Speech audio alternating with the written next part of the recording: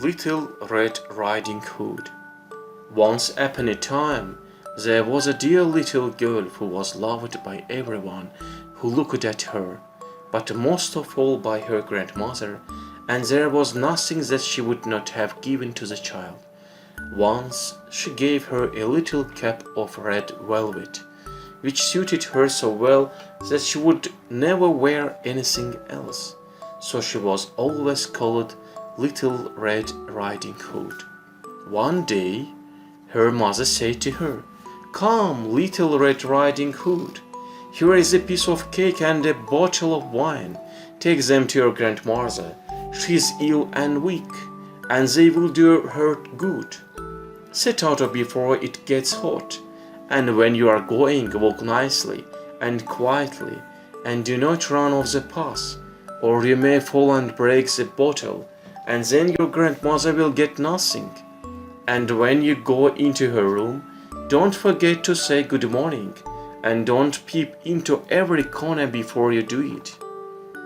"I will great care," said Little Red Riding Hood to her mother, and gave her hand on it. The grandmother lived out in the wood, half a league from the village, and just as Little Red Riding Hood entered the wood, a wolf met her. Little Red Riding Hood didn't know what a wicked creature he was, and was not at all afraid of him. "Good day, Little Red Riding Hood," said he. "Thank you kindly, wolf." "Whither away, sir, Little Red Riding Hood?" "To my grandmother's." "What have you got in your apron?" "Cake and wine. Yesterday was baking day, so poor sick grandmother is to have something good to make her stronger." "Where does your grandmother live, Little Red Riding Hood?" "A good quarter of a league farther on in the wood. Her house stands under the three large oak trees. The nut trees are just below.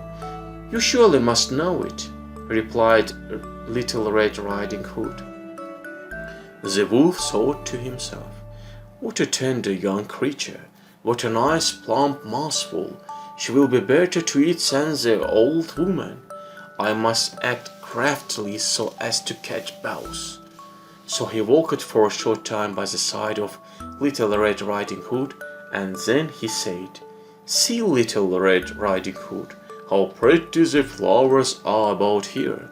Why do you not look round?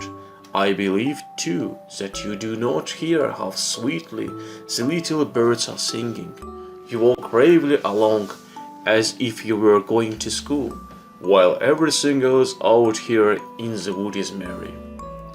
Little Red Riding Hood raised her eyes, and when she saw a sunbeams dancing here and there through the trees and pretty flowers growing everywhere, she thought, "Suppose I take grandmother a fresh nosegay. That would please her too. It is so early in the day that I shall still get there in good time." And so she ran from the path into the wood to look for flowers, and whenever she had picked one, she fancied that she saw a still prettier one farther on, and ran after it, and so got deeper and deeper into the wood. Meanwhile the wolf ran straight to the grandmother's house and knocked at the door. "Who is there?" "Little Red Riding Hood," replied Wolf. "She's bringing cake and wine. Open the door." "Lift the latch," called out the grandmother. "I am too weak and cannot get up." The wolf lifted the latch, the door sprang open, and without saying a word, he went straight to the grandmother's bed and devoured her. Then he put on her clothes, dressed himself in her cap, laid himself in bed, and drew the curtains. Little Red Riding Hood, however, had been running about picking flowers, and when she had gathered so many that she could carry no more, she remembered her grandmother and set out on the way to her. She was surprised to find the cottage door standing open, and when she went into the room, she had such a strange feeling that she said to herself, "Oh dear, how uneasy I feel today, and at other times I like being with grandmother so much." She called out, Good morning," but received no answer. So she went to the bed and drew back the curtains. There lay her grandmother with her cap pulled far over her face and looking very strange. "Oh, grandmother," she said, "what big ears you have!" "The better to hear you with, my child," was the reply. "But grandmother, what big eyes you have," she said. "The better to see you with, my dear." "But grandmother, what large hands you have." "The better to hug you with." "Oh, but grandmother, what a terrible big mouth you have." "The better to eat you with." And scarcely and the wolf said this, than with one bound he was out of bed and swallowed up Little Red Riding Hood. When the wolf had appeased his appetite, he lay down again in the bed, fell asleep and began to snore very loud. The huntsman was just passing the house and thought to himself, "How the old woman is snoring! I must just see if she wants anything." So he went into the room, and when he came to the bed, he saw that the wolf was lying in it. "Do I find you here, you old sinner?" said he. "I have long sought here you."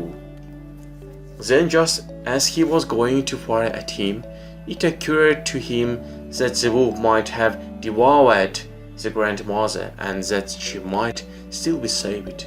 So he didn't fire, but took a pair of scissors and began to cut open the stomach of the sleeping wolf. When he had made 2 snips, he saw the Little Red Riding Hood shining, and then he made 2 snips more, and the little girl sprang out, crying, "Oh, how frightened I have been! How dark it was inside the wolf!" And after that, the aged grandmother came out alive also, but scarcely able to breathe. Little Red Riding Hood, however, quickly fetched great stones with which they filled the wolf's belly, and when he awoke, he wanted to run away, but the stones were so heavy that he collapsed at once and fell dead. Then all 3 were delighted. The huntsman drew off the wolf's skin and went home with it.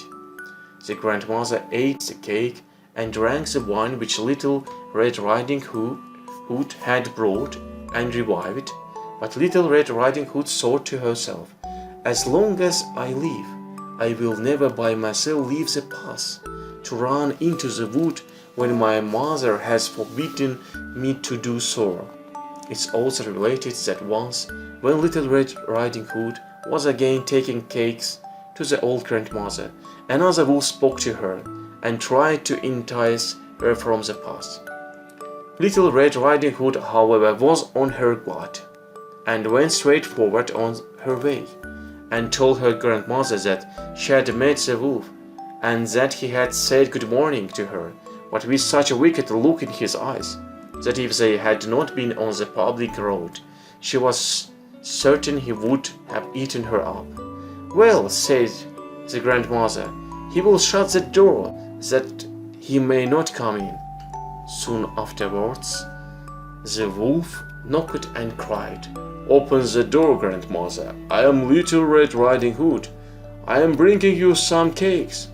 But they didn't speak or open the door, so the grey-braied beat stole twice or thrice round the house, and at last jumped on the roof, intending to wait until Little Red Riding Hood went home in the evening, and then to steal after her and devour her in the darkness. But the grandmother saw what was in his throats. In front of the house was a great stone trough. So she said to the child, "Take the pail, Little Red Riding Hood. I made some sausages yesterday, so carry the water in which I boiled them to the trough." Little Red Riding Hood carried until the great trough was quite full. Then the smell of the sausage reached the wolf, and he sniffed and peeped down, and at last stretched out his neck so far that he could no longer keep his footing, and began to sleep, and slipped down from the roof straight into the great trough, and was drowned. But Little Red Riding Hood went joyously home, and no one ever did anything to harm her again.